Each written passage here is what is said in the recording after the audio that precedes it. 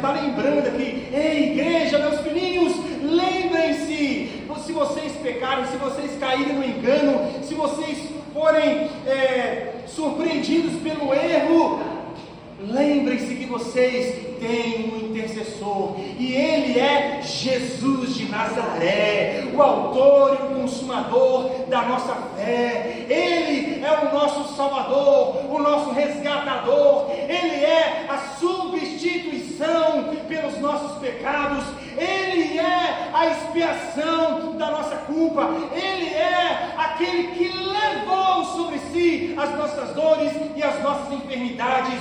O castigo que nos trouxe a paz estava sobre Ele na cruz do Calvário. Jesus Cristo, o justo.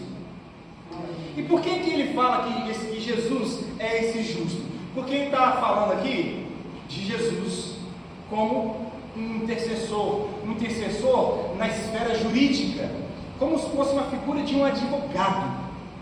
E aí, quando Ele está colocando aqui a figura de um advogado para defender as nossas causas, porque é isso que um advogado deve fazer, ele deve trabalhar em favor do seu cliente, defender e representar o seu cliente perante o juiz.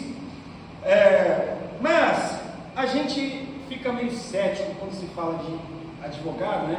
Claro que tem muitos advogados honestos no Brasil, a gente não pode generalizar, mas a gente sabe que também existem muitos advogados tendenciosos.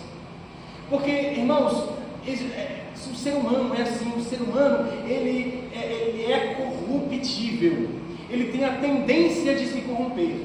Existe uma facilidade do homem se corromper. Então, quando ele está falando advogado aqui, ele está falando: olha, mas eu não estou dizendo um advogado qualquer, eu não estou falando de um representante qualquer, eu estou falando de Jesus, o justo.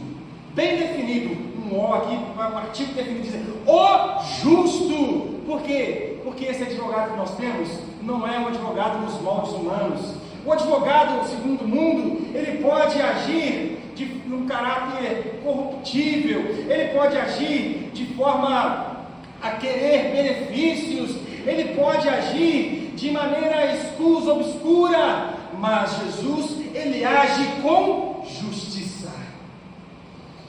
Bom, então o nosso advogado aqui, Jesus justo,